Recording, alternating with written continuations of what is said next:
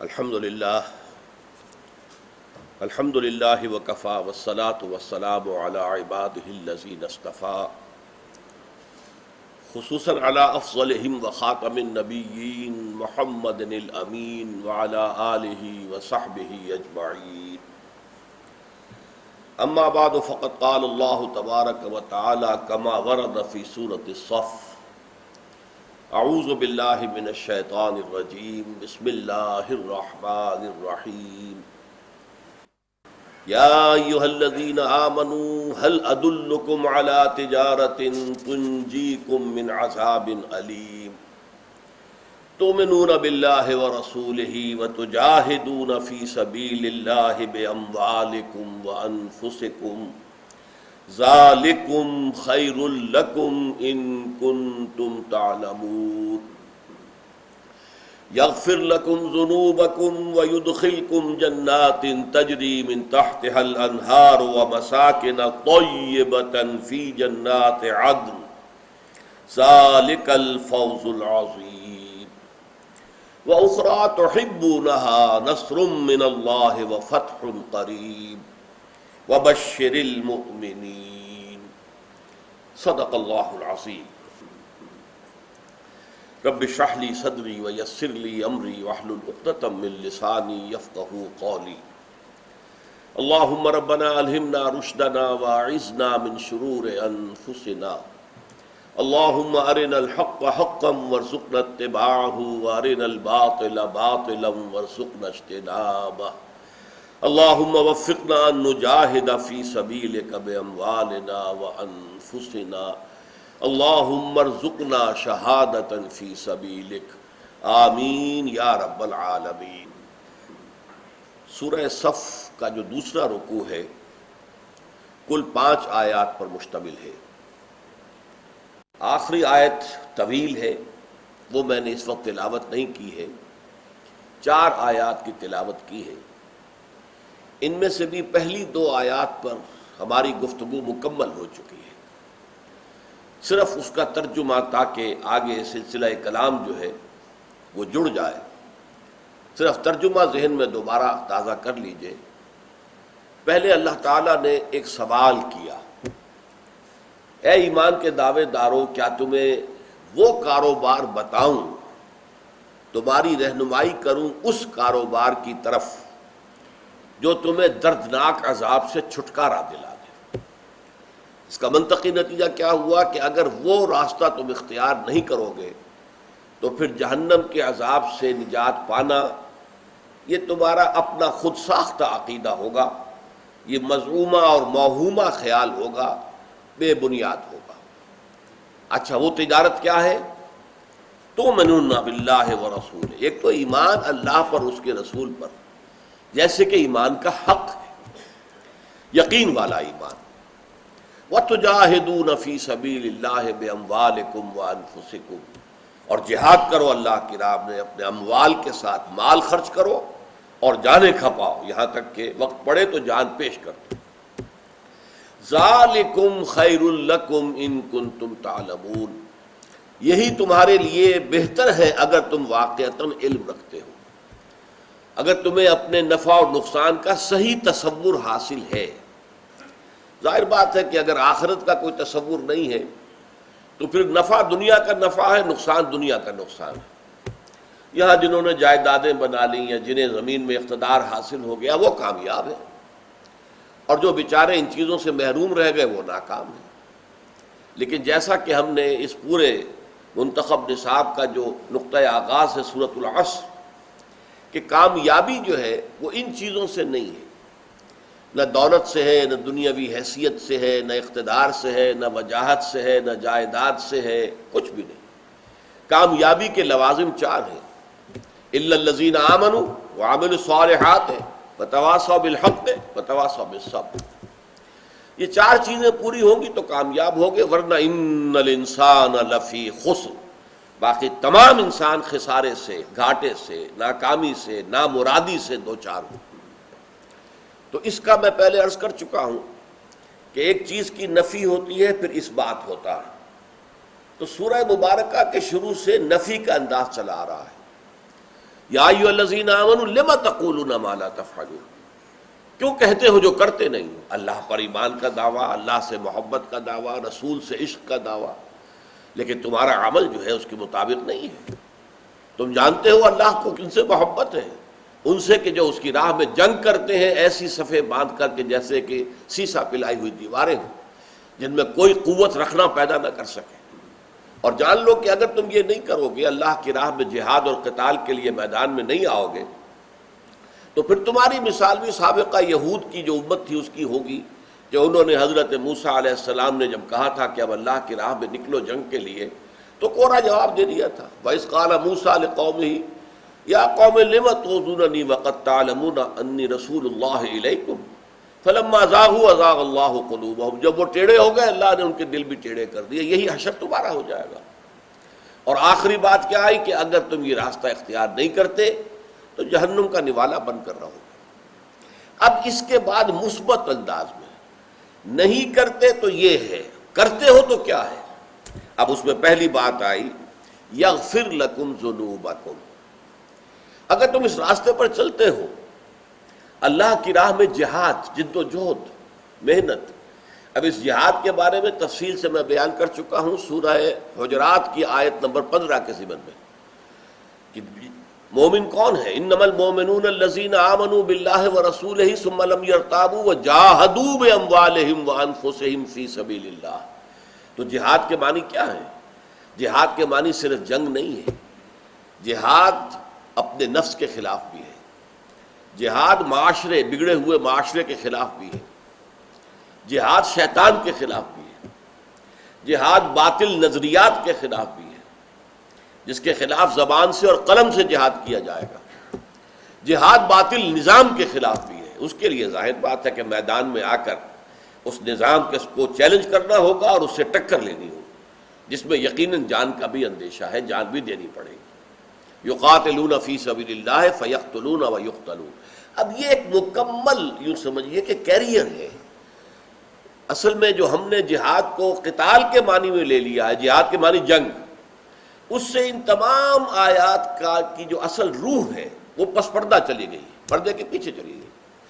جہاد کے معنی جنگ نہیں ہے، ہاں جنگ جہاد کی آخری منزل ہے۔ جہاد تو نفس کے خلاف جہاد سے شروع ہو گیا ہے کہ فجر کا وقت ہو گیا ہے، اذان سن لی ہے، لیکن نفس کہتا ہے ابھی اور سو۔ آپ نے کروٹ لی، چادر درست کی، سو گئے۔ آپ نے گویا کہ نفس کے آگے ہتھیار ڈال دیے، اور اگر آپ نے نہیں، نفس کی بات نہیں مانی، اٹھ کر کھڑے ہو گئے، گویا کہ آپ نے نفس کے خلاف جہاد کیا۔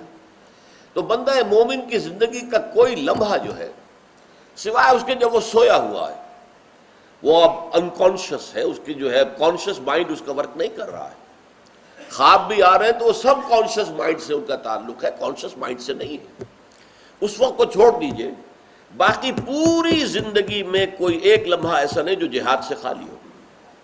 ایک سرکاری ملازم ہے اور اسے کوئی شخص رشوت پیش کر رہا ہے کہ میرا یہ کام ذرا کر دیجئے، یہ میں پیش کر رہا ہوں آپ کی خدمت میں، ظاہر بات ہے کہ اندر ایک تصادم شروع ہو جائے گا۔ نفس کہے گا لے لو، فلاں ضرورت اٹکی ہوئی ہے، فلاں بچے کی فیس ابھی دینی تھی، اس کا انتظام نہیں ہو رہا ہے، فلاں کا یہ معاملہ ہے، لے لو۔ اور دل کہتا ہے نہیں صاحب حرام ہے، حرام ہے، نہیں لے سکتا، کشاکش ہے۔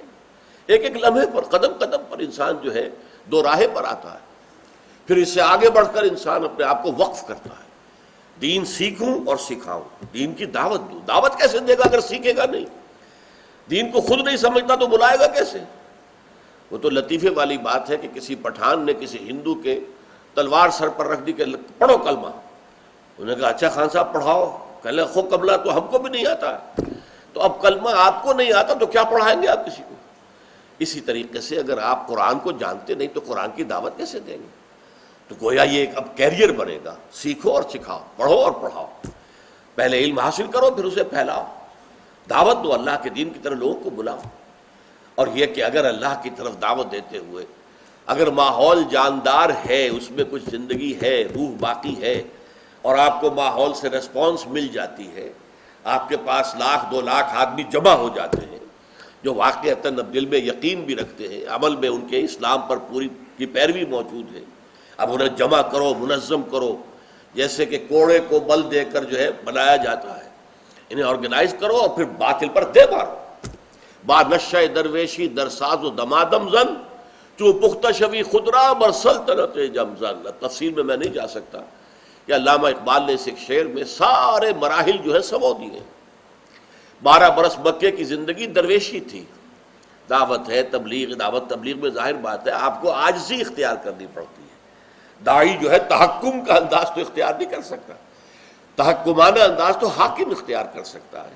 داعی کو تو عاجزی اختیار کرنی پڑتی ہے.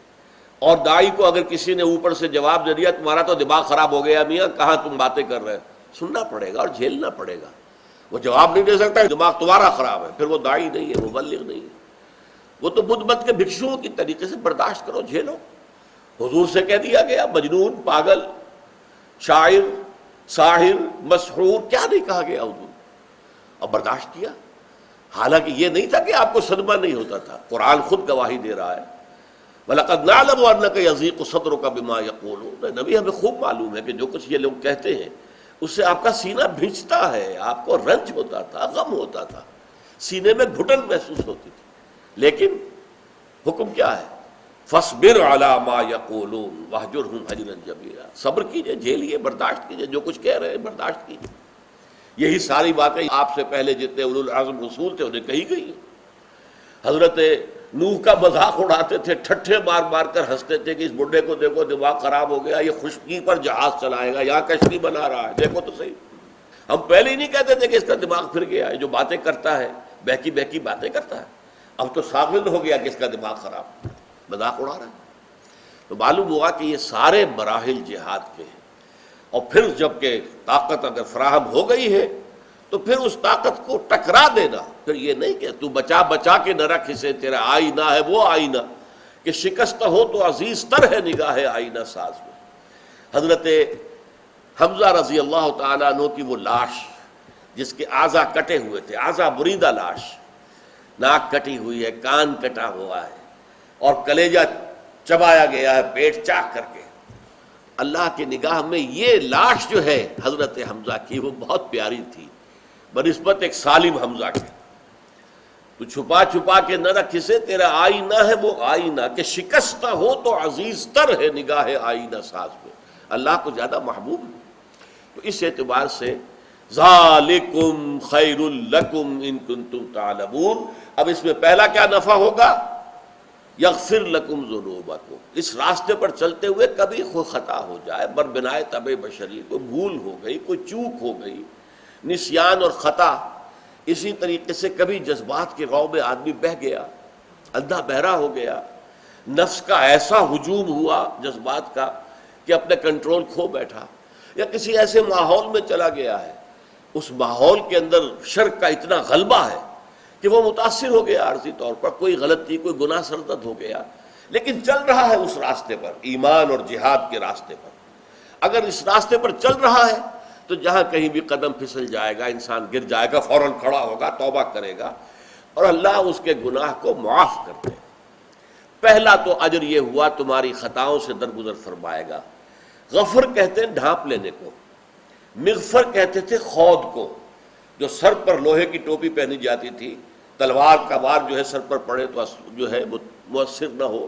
آج بھی ہوتی ہے تاکہ گولی جو ہے وہ آئے تو سر جو ہے اس کو اس پر نہ لگے. اسی طرح مغفر ڈھانپ لینے والی شے. تو غفر جو ہے اللہ تعالیٰ تمہارے گناہوں کی پردہ پوشی فرمائے گا، ڈھانپ لے گا. آخرت میں قیامت کے دن تمہیں رسوا نہیں کرے گا، تمہیں علی رؤوس الاشہاد جو ہے تمہاری رسوائی سے تمہیں بچا لے گا. یغفر لکم ذنوبکم ویدخلکم جنات تجری من تحتها الانہار. ایک تو منفی بات ہو گئی، تمہارے گناہ بخش دے گا. مثبت کیا ہے؟ تمہیں ان باغات میں داخل کرے گا جن کے نیچے یعنی جن کے دامن میں ندیاں بہتی ہوں گی. یہ اصل میں جو نیچرل گارڈن ہوتے تھے، ایک تو وہ ہے جو باغ لگائے انسان نے، اس میں تو وہ زمین کو جو ہے وہ لیول کرتا ہے، پھر پلان کرتا ہے، یہاں سے اس طرح کے بوٹے لگیں گے، اس خطے میں یہ بوٹے ہوں گے. ایک نیچرل باغ جو ہوتا ہے وہ کیا ہے؟ عام طور پر پہاڑی علاقوں کے اندر کہ وادی کے اندر کوئی نالا ہے یا کوئی چشمہ ہے یا دریا ہے بہہ رہا ہے، اور اس سے دونوں طرف جو اونچانے ہیں اس کی جڑوں کے اندر خود بخود پانی جا رہا ہے. تو وہاں پر درخت کھڑے ہوئے ہیں، وہاں پر جو ہے پودے ہیں، پلانٹیشن ہے. تو گویا کہ ان پودوں کے اور درختوں کے دامن میں ندی بہہ رہی ہے. تو دامن جو ہے یہ ہے در حقیقت وہ چیز. یہ جو نیچے بہنے کا مطلب یہ نہیں ہے کہ ان باغات کے نیچے سے نہریں بہہ رہی ہوں گی، بلکہ یہ کہ ان کے دامن میں ندیاں بہتی ہوں گی. یغفر لکم ذنوبکم نمبر 1، ویدخلکم جنات تجری من تحتہا الانہار. اور نمبر 3، ومساکن طیبۃ فی جنات عدن، اور تمہیں ایسی رہائش گاہیں دے گا کہ جو ریزیڈینشل گارڈنز کے اندر ہوں گی. فی جنات عدن، عدن فلاں مقام فی مقام کذا، کہیں جا کر ڈیرا لگانا، اب سیٹل ہو جانا، بس جانا، یہ اس لفظ کا اصل مفہوم ہے. تو عدن جہاں پہ رہائش گاہیں تمہاری ہوں گی، مساکن طیبۃ فی جنات عدن، ان باغات میں ریزیڈینشل گارڈنز کے اندر بہترین تمہارے لیے رہائش گاہیں اللہ تعالیٰ فرمائے گا. ذالکم خیر لکم ان کنتم تعلمون، یہی تمہارے لیے بہتر ہے. ذالک هو الفوز، ذالک الفوز العظیم، یہی اس بہت بڑی کامیابی ہے. یہ بہت بامانی ہے جو اب آ رہے ہیں الفاظ. اصل میں اللہ تعالیٰ کے نزدیک کامیابی آخرت کی کامیابی ہے. انسان جو ہے اپنی طبع بشری کی بنا پر دنیا کی کامیابی بھی چاہتا ہے. یعنی یہاں مراد دنیا کی وہ کامیابی نہیں ہے کہ میں صاحب جائیداد بن جاؤں یا میرا کاروبار بہت، وہ تو دنیا دار آدمی کی بات ہوئی نا. دیندار آدمی، صاحب ایمان بھی یہ چاہتا ہے، خواہش ہوتی ہے کہ میں نے محنت کی ہے اللہ کے دین کے لیے، تو میں اس کے ثمرات اپنی نگاہوں سے دیکھوں، اللہ کا دین پھلتا پھولتا مجھے نظر آئے، یہ کھیتی جو ہے دین کی یہ لہلہاتی ہوئی مجھے نظر آئے، ہماری اقامت دین کی جد و جہد وہ ہماری اپنی زندگی کے اندر اپنی کامیابی کی منزل تک پہنچ جائے. یہ انسان کی ایک طبعی خواہش ہے. لیکن اللہ کو اس سے کوئی غرض نہیں ہے. اللہ تعالیٰ تو اگر اسی کو چاہے تو آنے واحد میں کر دے، کفر کا خاتمہ، اسلام کا غلبہ، اس کا ایک حرف کن کافی ہو جائے گا. لیکن نہیں، اصل میں تو وہ تمہارا امتحان لے رہا ہے. امتحان میں کامیاب ہو گئے تو چاہے دنیا میں بظاہر ناکام رہے تم کامیاب ہو اللہ کے ہاں. یہ ہے اصل کامیابی. ذالک الفوز العظیم. اصل کامیابی آخرت کی کامیابی ہے. دنیا کی کامیابی تو یوں سمجھیے نافلۃ لک، مزید ہے، اضافی ہے، بونس ہے. اصل کامیابی وہ نہیں ہے، یہ تو بونس ہے. اگر اللہ تعالیٰ دنیا میں کامیاب کر دے اور واقعتاً وہ جماعت، وہ تحریک جو اقامت دین کی جد و جہد کر رہی ہے وہ اپنی آنکھوں سے اپنے نتائج دیکھ لے تو کیا ہی کہنے، نور علی نور. حضور نے دیکھے اللہ کے فضل و کرم سے. آپ کے ساتھ 10,000 تھے جبکہ آپ مکے میں فاتح کی حیثیت سے داخل ہوئے. انہوں نے جو منظر دیکھا کیا کہنے ہیں. باغ و بہار، جہاں سے 8 سال پہلے نکلے تھے اور اس طرح نکلے تھے کہ جان بچانی مشکل تھی. 3 شب و روز غار ثور میں آپ روپوش رہے تھے، لیکن آج وہاں پر کل 8 برس کا عرصہ کچھ ہوتا ہے؟ کچھ بھی نہیں. اور وہیں پر اب آپ فاتح کی حیثیت سے داخل ہو رہے ہیں. لیکن کیا اس کا مطلب یہ ہے کہ جو اس دوران میں شہید ہو گئے وہ ناکام رہے؟ یہ منظر تو انہوں نے نہیں دیکھا، یا دیکھا ہوگا تو آسمان سے دیکھا ہوگا. اس لیے کہ جو بھی شہید ہوئے ہیں قرآن مجید کہتا ہے سورہ بقرہ اور سورہ آل عمران دونوں میں کہ وہ مردہ نہیں ہے. جو بھی اللہ کی راہ میں قتل ہو جائے اسے مردہ نہ کہو. وَلَا تَقُولُوا لِمَن يُقْتَلُ فِي سَبِيلِ اللَّهِ أَمْوَاتٌ بَلْ أَحْيَاءٌ وَلَٰكِن لَّا تَشْعُرُونَ. ممکن ہے وہ بھی دیکھ رہے ہوں، لیکن یہ کہ ان دنیا کی آنکھوں سے تو انہوں نے وہ منظر نہیں دیکھا جو حضور اور آپ کے ساتھ 10,000 صحابہ نے دیکھا. حضرت حمزہ تو غزوہ احد میں شہید ہو گئے. حضرت سمیہ اور حضرت یاسر تو مکے ہی میں شہید کر دیے گئے تھے. انہوں نے تو مدینے کا دور بھی نہیں دیکھا. مدینے میں حضور کا داخلہ جو ہے وہ بھی شاہانہ انداز کا تھا کہ وہاں آپ کا جو ہے استقبال جو ہے اس کی تیاریاں کئی روز سے ہو رہی تھی، لیکن وہ بھی نہیں دیکھا انہوں نے. وہ تو مکے ہی میں شہید کر دیے گئے. لیکن نہیں، ان میں سے کوئی ناکام نہیں، اس لیے کہ اصل کامیابی آخرت کی کامیابی.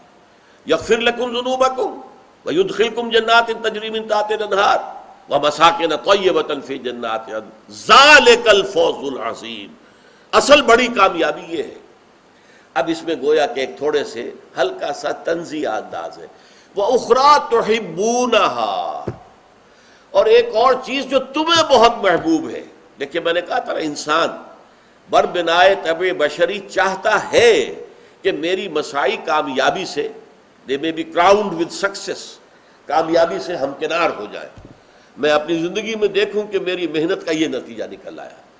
اخرى تحبونها، تم پسند کرتے ہو اس کو، وہ تمہاری ایک طبعی خواہش ہے، فطری خواہش ہے، چلو ہم وہ بھی پوری کیے دیتے ہیں۔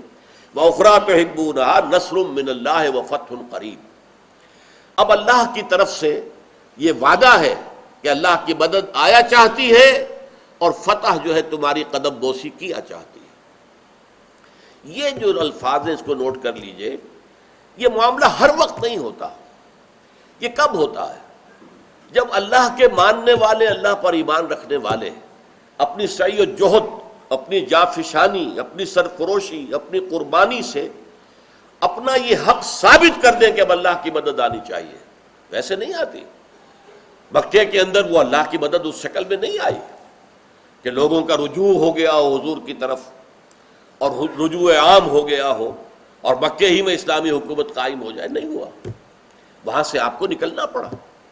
ایک دفعہ آپ نکلے مکے سے، طائف کی طرف گئے، وہاں سے بھی ناکام لوٹنا پڑا، پھر مدینے کی طرف اللہ نے کھڑکی کھول دی، راستہ بن گیا، دارالہجرت بن گیا، یثرب جو ہے مدینۃ النبی بن گیا، دارالہجرت بن گیا۔ لیکن یہ اللہ کا فیصلہ ہوتا ہے کب وہ مدد آئے گی۔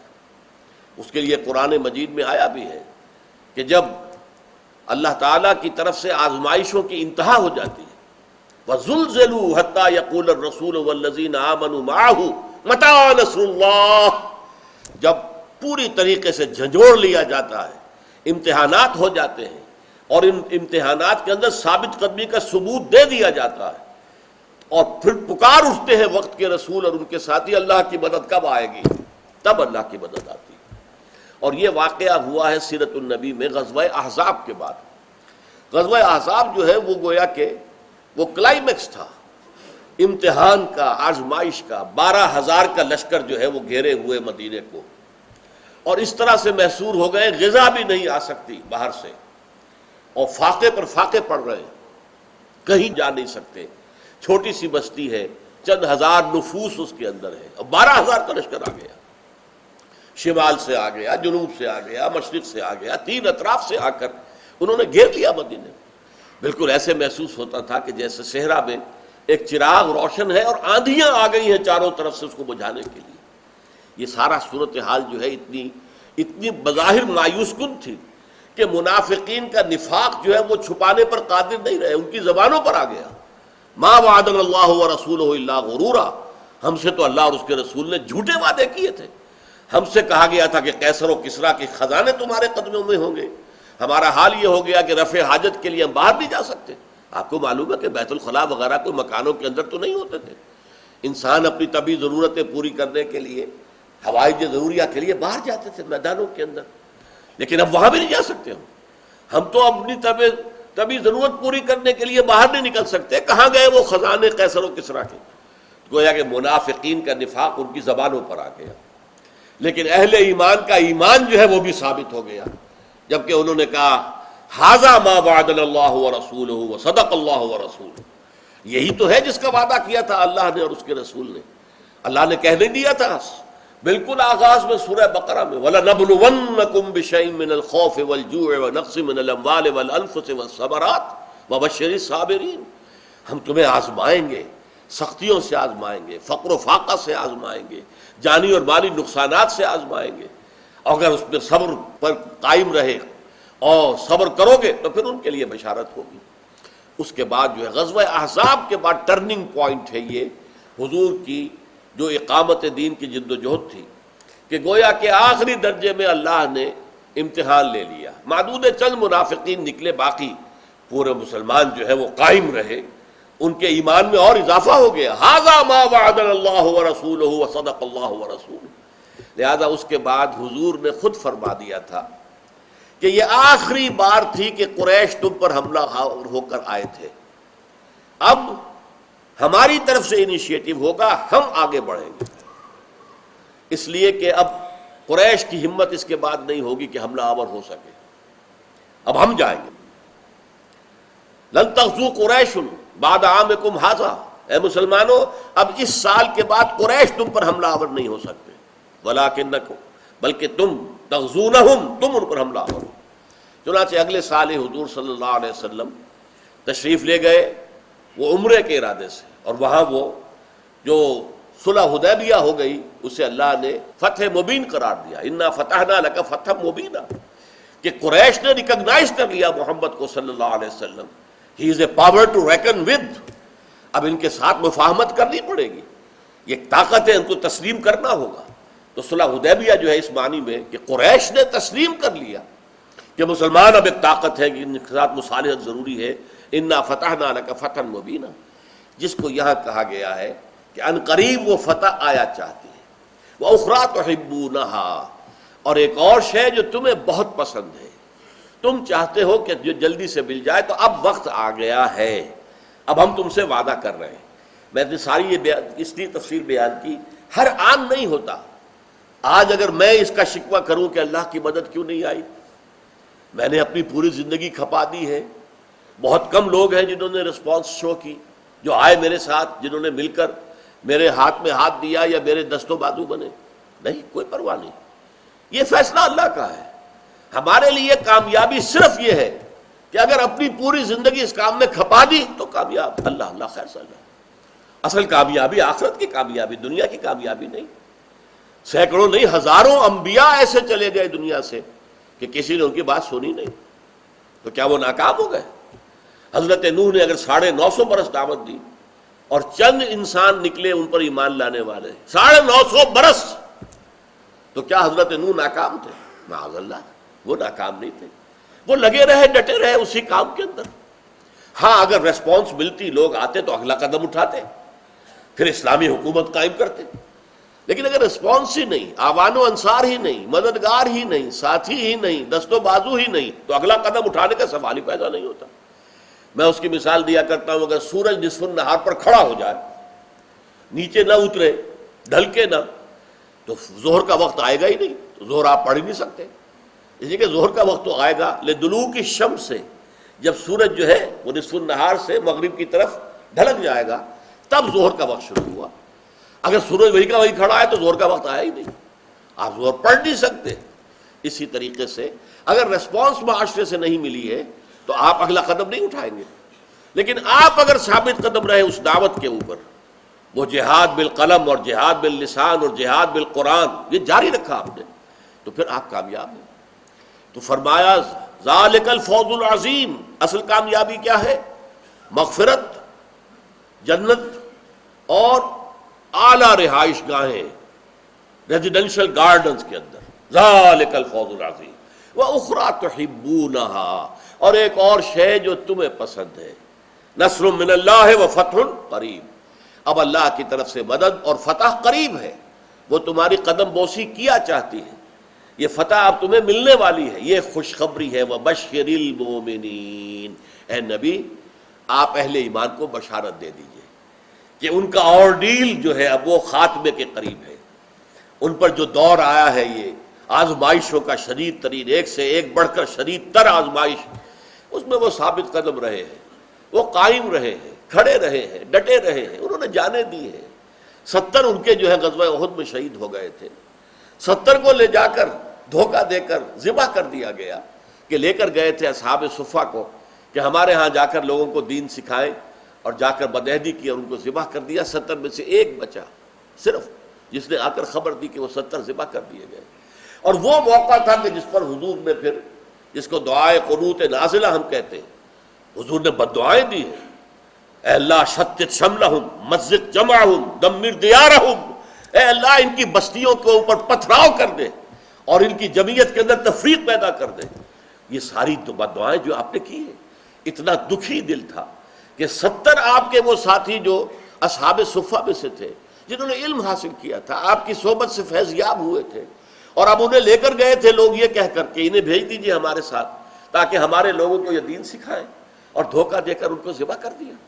ایک ان میں سے بچا ہے صرف خبر دینے کے لیے کہ یہ حادثہ پیش آ گیا۔ تو وہ دعا جو ہے قنوت نازلہ وہ اس موقع پر تھی۔ تو اس کو جان لیجئے اچھی طرح کہ اب وہ دور گزر گیا۔ اے مسلمانوں، بشر المومنین، اے نبی اہل ایمان کو بشارت دے دیجئے کہ ان کا وہ شدید ترین آزمائش کا مرحلہ آ گیا، وہ ثابت قدم رہے۔ اب اللہ کی طرف سے مدد کا وعدہ ہے، مدد آیا چاہتی ہے، اور فتح تمہارے قدم چوما چاہتی ہے، اور اے نبی اہل ایمان کو بشارت دے دیجئے۔ بارک اللہ لی ولکم فی القرآن العظیم ونفعنی وإیاکم بالآیات والذکر الحکیم۔